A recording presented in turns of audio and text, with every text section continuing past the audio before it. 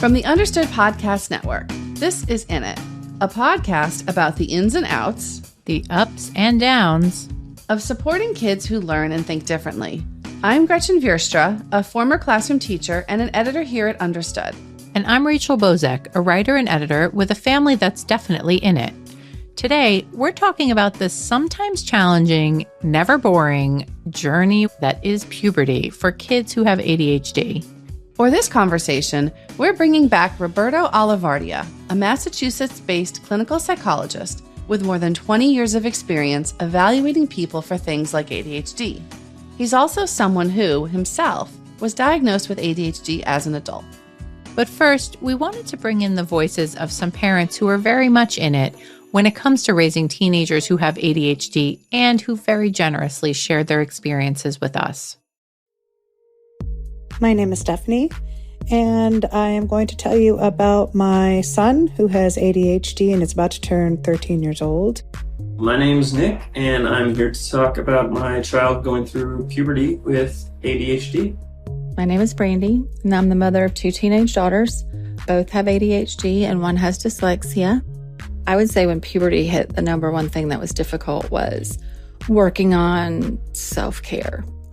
Showering, brushing your teeth, washing your face.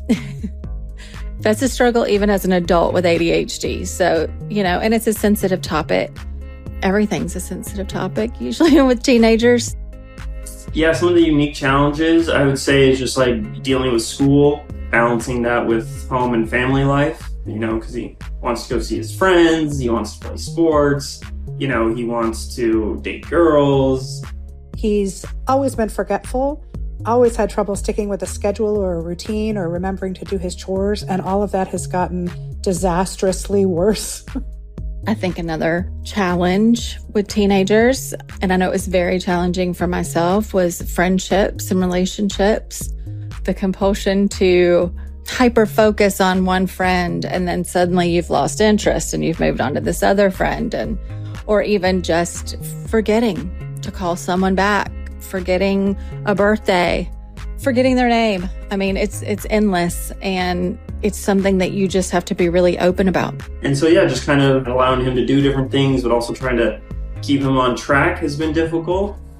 The last week or so, I've been talking with my closest friend about this and how hard it is to see my once happy, adorable little playful kid who's now just kind of sullen, keeps himself kind of holed off in his room or in front of a TV or a phone because he needs the dopamine that makes him feel comfortable and calm, and that he doesn't want to be around his family very much. So that's hard. For me, I feel like I'm not at all the parent I thought I would be able to be. I feel a lot like I'm failing, and a lot of times I just let him go hang out on his own in front of his screens because I need a break too. And sometimes for me, the best parenting strategy I can have is to, take some space from him. And that's been really sad for me. That's a hard and very honest note to end on. It is, but I think it highlights how important it is to hear from someone like Roberto, who works with teens and their parents and caregivers all the time, and who can provide insight and advice that hopefully will make it all feel a bit more manageable. So Roberto, welcome back to In It. Oh, it's great to be here as always. As you know, puberty plus ADHD can be kind of a double whammy for kids and their parents.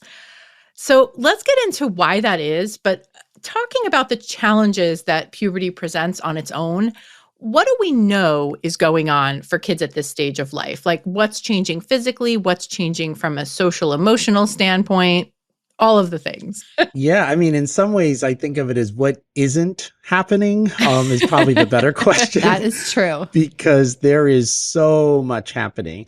So we start with just biologically that, our bodies are getting this surge of hormones that result in a lot of dramatic physical changes that really is the first time in our conscious life that we're developing in this kind of way. I mean, we don't remember when we're infants and kind of developing in that way.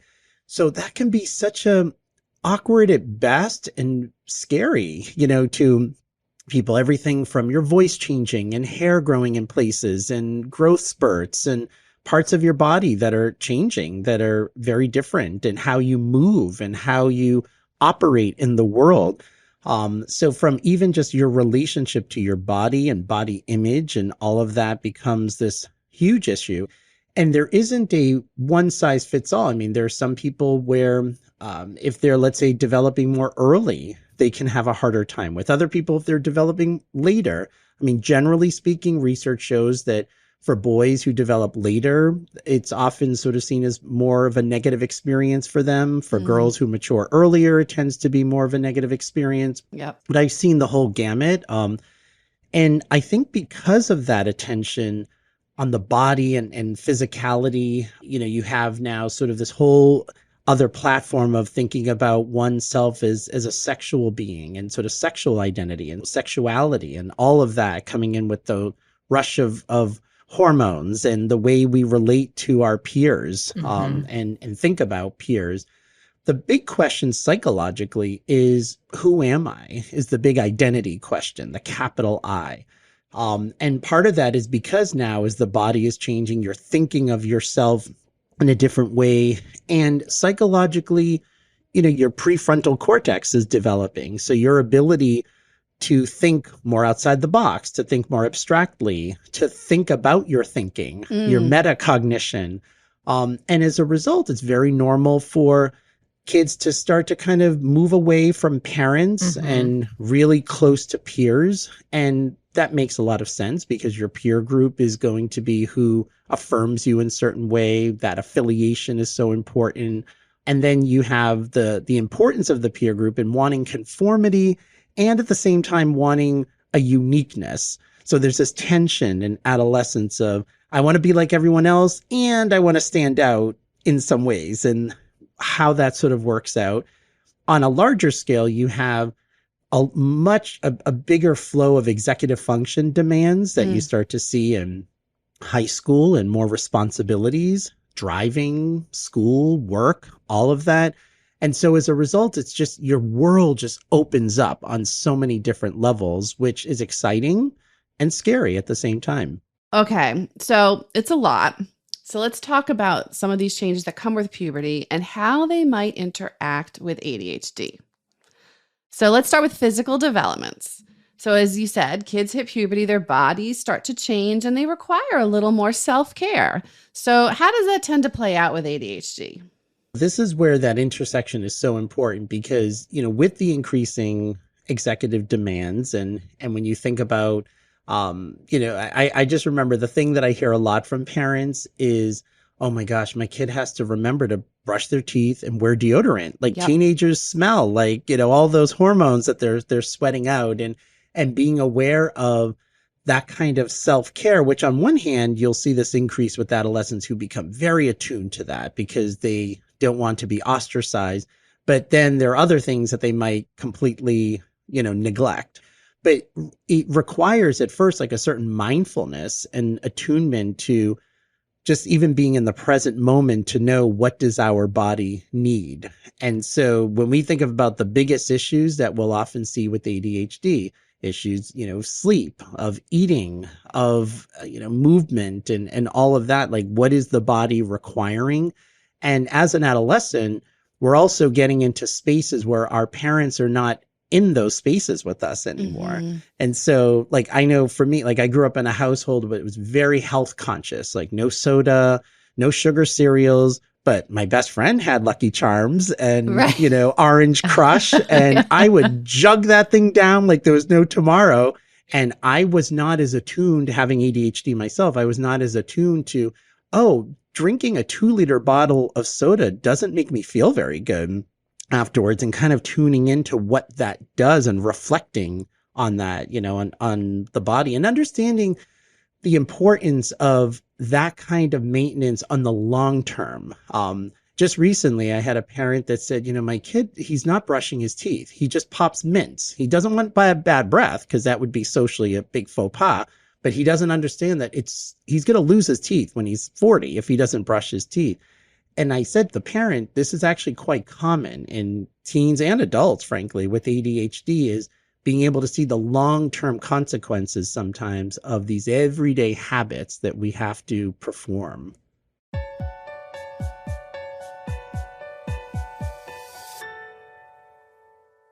With all of that in mind, we know there's hormonal surges going on, right? So whether your child has ADHD or not, I'm guessing we can expect some amount of moodiness. Not that I've ever seen that.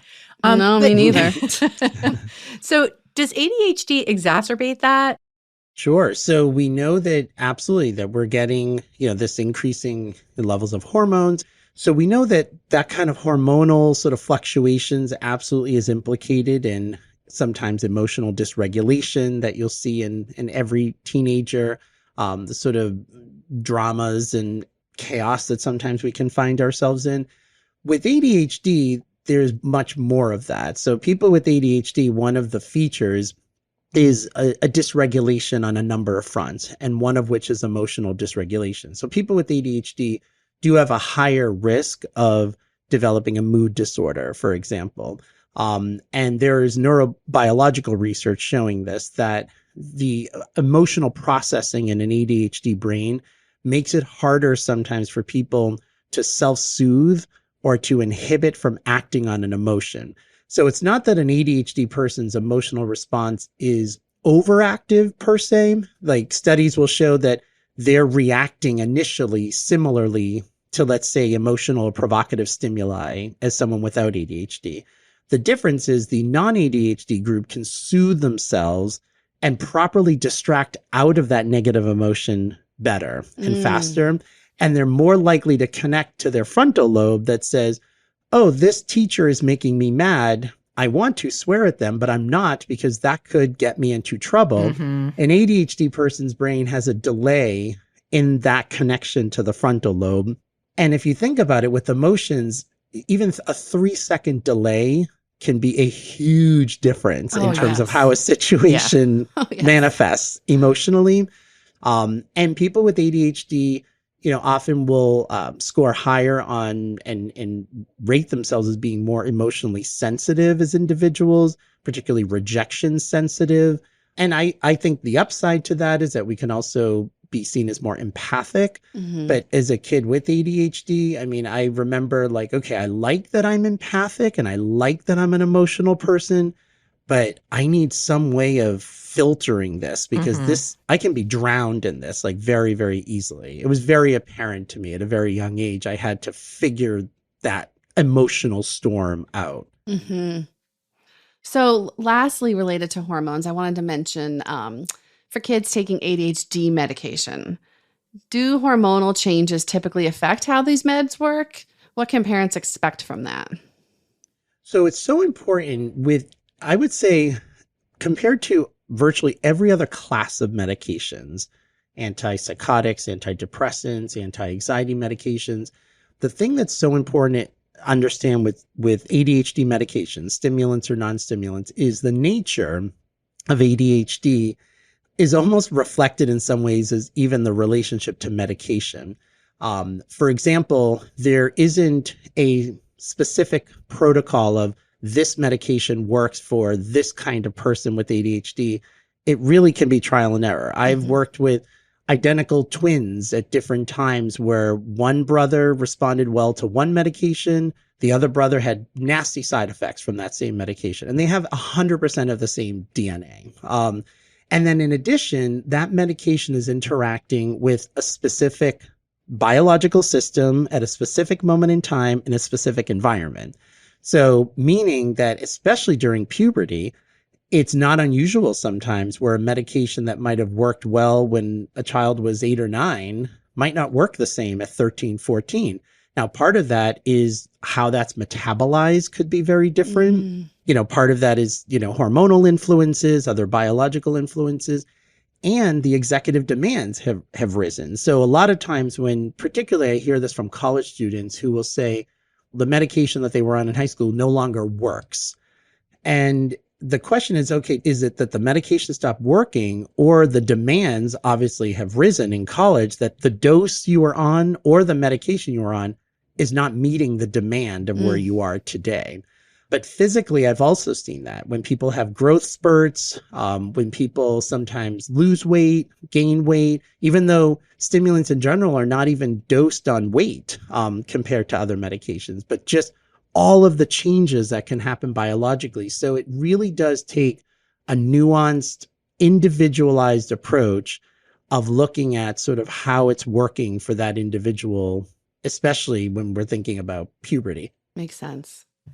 Yeah. I think it's really important for parents to keep in mind. And like I've heard people talk about this, what you just said, that it's not necessarily even just the dosage. Like as a kid's body or circumstances are changing, it could also just be that the medication needs to change entirely. Like it's Yep. obviously so important for them to talk about that with their doctor. But I would imagine that it's just kind of the go-to is like, well, I guess we need to, increase it or decrease it, but it could be neither. Exactly. So I want to talk a little bit about social lives and social pressures and how puberty and ADHD may work together or not on those fronts.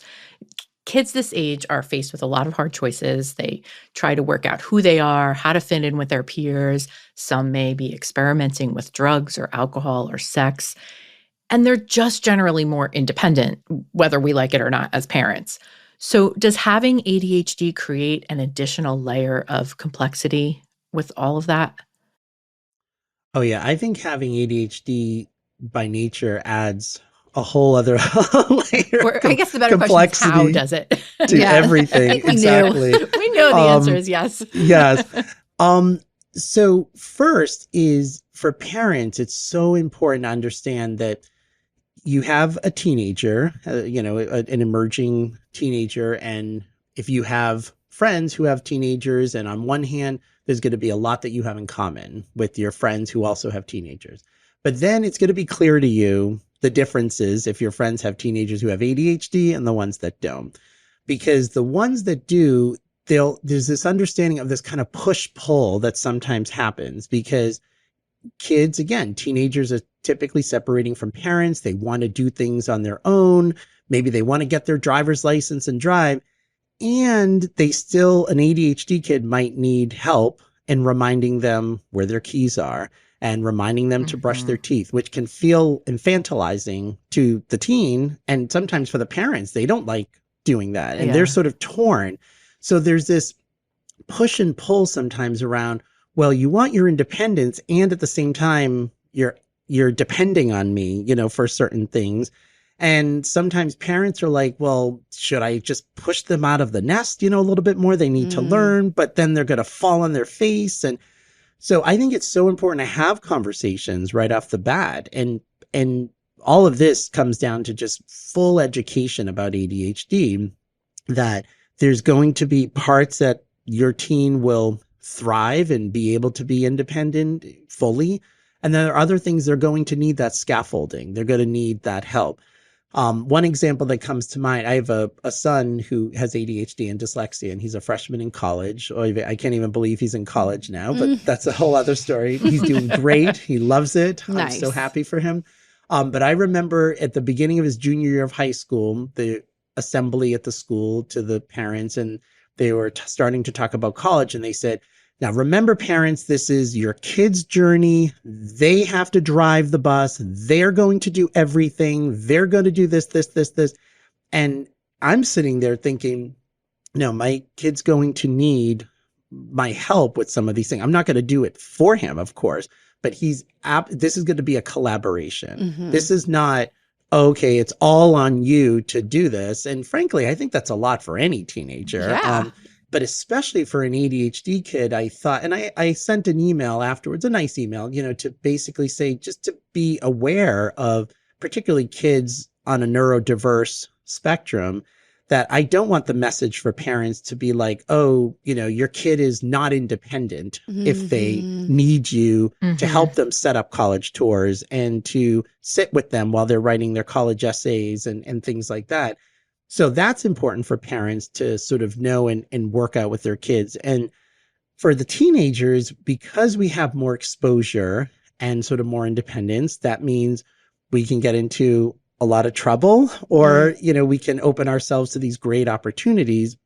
And I say to all of my ADHD patients, to my children, having ADHD, it's so important to know that whatever we like, we run the risk of liking too much very quickly. And the fact is, people with ADHD have up to 4 to 6 times the risk of addiction, of any kind of addiction. So, of course, we talk drugs and alcohol, but it could be gambling, it could be pornography, it can be food, it can be anything. Yeah. I mean, and I've certainly seen that in my experience. It's just part of how we're wired. And what's important about that is because we know teenagers are going to be exposed to drugs, particularly cannabis, vaping, alcohol. And it's important for, again, from an educational point of view, to let them know that the research shows that the bridge between experimentation and full-on dependence is much shorter if you have ADHD. So you'll see lots of your peers that do these things and don't have a problem with it. And just know that you are at high risk of having a problem with it if you like it in that way. So having that kind of education, I think, is really important in having kids sort of make sense of that, because there is a difference when you have ADHD of how you're going to be in the world, how you manage friendships and relationships. I mean, some teens that I work with ADHD are almost overwhelmed by having friends. They want to have friends, but they're like, oh my gosh, like all these group texts, my daughter was saying to me the other day, like, she loves her friend group, but she's like, there's sometimes 100 texts in this group text. I can't keep up with it. Like, it's just, too much. Exactly. And with that, to know that, our kids are growing up with social media and with the internet. And honestly, that's something I think even before they become teenagers, that it's just so important to talk about. I mean, what I said to my kids is, if I grew up with the internet, I don't know if I would have graduated high school. I mean, I would have been on YouTube like nobody's business. I mean, my parents didn't get cable till the day I went to college.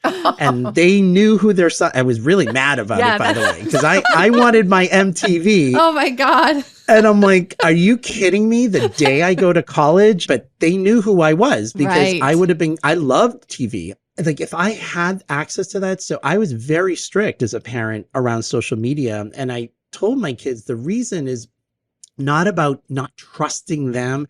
It's that this is like, it's almost like putting candy, in a 3-year-old's hand and saying, okay, you handle this on your own. Are you kidding me? I would have shoved that candy corn down my throat.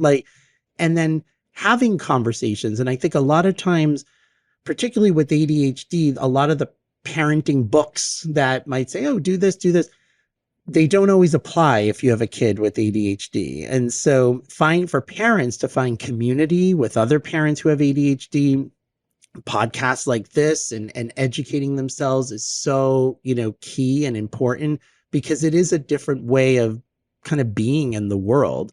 And then for those kids to know, here are all of these different options. And I think the most important thing is having them at least buy into the model of, okay, I do have ADHD and that means X, Y, and Z, because a lot of the conversations are going to come down to why they might need this kind of structure, why they might need this. And if a kid understands, okay, yes, having ADHD, I do procrastinate. So I might need kind of, to write on the whiteboard in the kitchen, okay, 7 o'clock, I'm going to start working on this assignment, and sort of being a collaborator, because you don't want to get into these battles of parents saying, do this, because parents don't like the way that feels, and teens don't like the way that feels.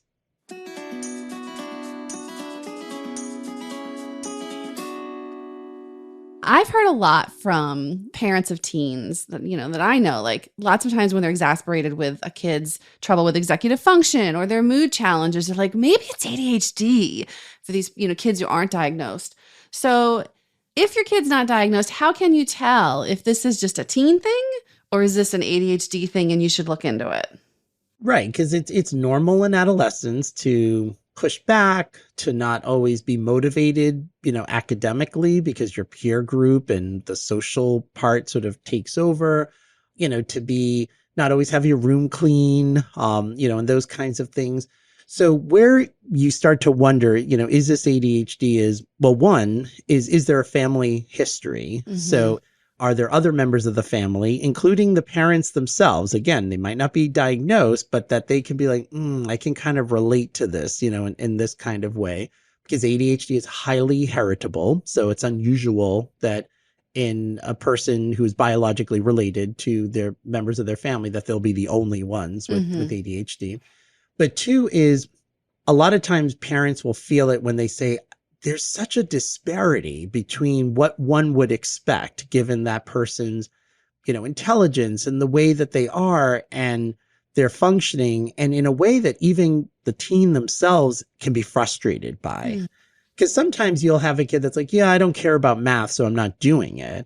And then sometimes it's, I don't care about it because I'm exasperated and exhausted because I cannot focus. And you'll either have, the overachiever ADHD person, which is not an oxymoron. Like I once said, ADHD people can struggle with perfectionism too. And there was someone in the audience that's like, is that a thing? I'm like, of course it's a thing. ADHD is not equivalent to, not trying hard and being lazy. And so, or you have the kid that sometimes it's just, they don't have the tools and strategies. So they give up and they're defeated, not because they're lazy, but because they're like, maybe this just isn't for me. And so you want to sort of tune into, is that what can look like opposition really someone that just doesn't have, the right tools? How much does it start to get in their way? If I have a patient who the parents started to notice something when they were not only running late for things that they think are boring, like going to church and family things, but they were always late even for social events where it mattered because their friends were getting frustrated. Like, why are you always running late? And they couldn't help themselves. And then the parents like, oh, this isn't just, them kind of rebelling against family events. This is getting in the way of their social life and they can't help that. Or they're being told by their boss if they have a job, if you're, running late, or they would lose things or kind of get in their own way. You see the frustration. And then certainly when you start to see sort of flavors of anxiety, of depression, of a lot of negative self-talk, because unfortunately, and this is not a universal experience because different people with ADHD can have different narratives about what that is for them. But unfortunately, a common narrative could be, even if they're, let's say, do well in school, oh, I'm not really smart. I just hustled, or I just studied hard, or you start to notice them discounting sort of even their accomplishments, or there's a negative self-concept of like, oh, I'm so stupid. Like I just space out, or I'm so forgetful, my brain, and they start to use this very pejorative language. You start to think, oh, this is really getting to their self-concept. This isn't just this kind of passing thing, but where it's really infiltrating their sense of identity, which again, going back to the core thing in adolescence is, who am I and our identity?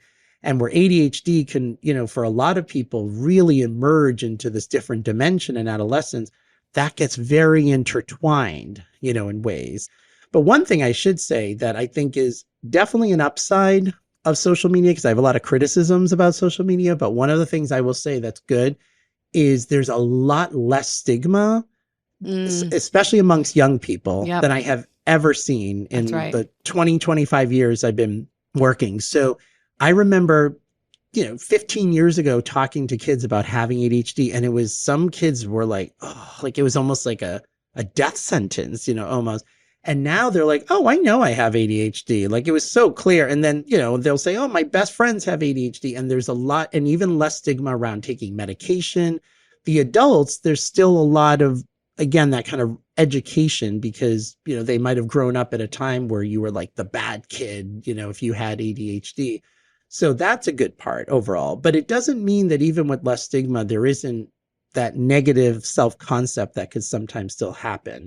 So I have a quick question before we start to wrap up, because I need to know, how long does this fine developmental stage of life last? So this is also a fact that I always share, a research bit that I share with parents. It's also important, and for kids with ADHD. And Russell Barkley, who is, we consider the godfather of ADHD research, he said that having ADHD for a lot of adolescents, you have to think of their executive functioning as being up to 30% less their chronological age.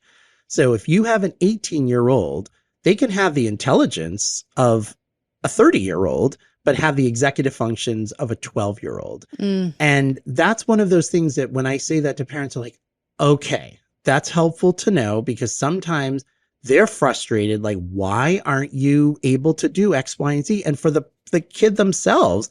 And so we know that the neurotypical brain develops into early to mid 20s.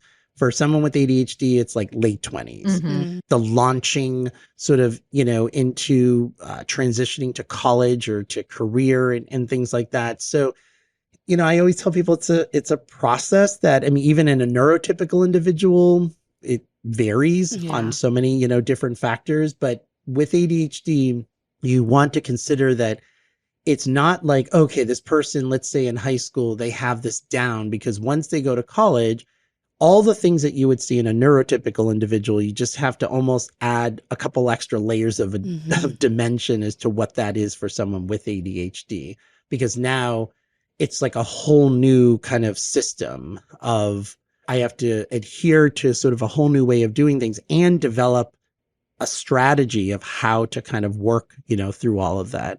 So sometimes what can feel like those adolescent battles that occur at 15, 16-year-olds, I'm working with people now who are 19, 20, who have those with their parents that are still kind of working it through. So it could go into that. But I always want to preface it by saying the more education, the more we put it on the table, the more we understand the full nature of ADHD, because most of the time, even with a lot of the young people I work with who are like, oh yeah, I know all about ADHD, and there is less stigma, but they see ADHD as, you're a little hyper and you don't pay attention in class. And honestly, that's how even a lot of clinicians who are not well versed in understanding ADHD don't understand the full range of the dysregulation and, and all of the other ways of being in the world that intersect with things like puberty and identity development.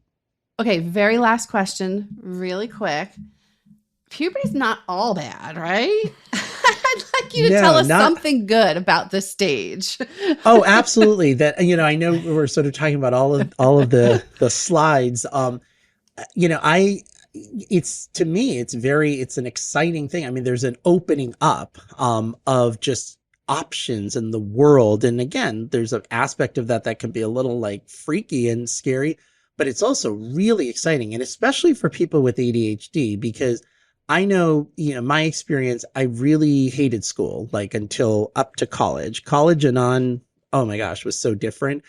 And you're kind of, we're kind of feel like we're sort of marching in this similar formation, we're all, and then after high school, whether it's college or a job or, vocation, whatever people do, you have just more options. And that was so exciting to me as an ADHD person of like, okay, I can like spread my wings and whatever, that can be. And so although it can be a little scary and sometimes you don't always feel like your wings are fully formed in the ways that maybe your neurotypical peers are, the desire is there. And it does, you open up to new people and to new experiences and having that independence and building relationships too with your family members and your parents, where it is morphing into, where you're not always just being told what to do, but you see, hopefully, your caregiver as a collaborator and as a friend. So there's a lot of new stuff that you're exposed to that is great. Well, thank you so much. This has been such a good conversation. Thank you so much. Oh, my pleasure. Okay, well, to Stephanie, Nick, Brandy, and all the rest of you out there who are in it, we hope this has made you feel less alone and more confident that you can get through it and come out the other end with your child and your relationship to your child intact.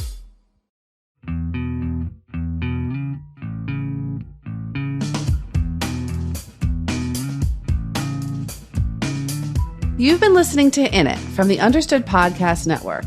This show is for you, so we want to make sure you're getting what you need. Email us at init@understood.org to share your thoughts. We love hearing from you. If you want to learn more about the topics we covered today, check out our show notes. We include more resources, as well as links to anything we mentioned in the episode. Understood.org is a resource dedicated to helping people who learn and think differently discover their potential and thrive. Learn more at understood.org/mission. In It is produced by Julie Subrin. Alana Milner is our production director. Justin D. Wright mixes the show. Mike Errico wrote our theme music. For the Understood Podcast Network, Laura Key is our editorial director, Scott Cocchiere is our creative director, and Seth Melnick is our executive producer. Thanks for listening. And thanks for always being in it with us.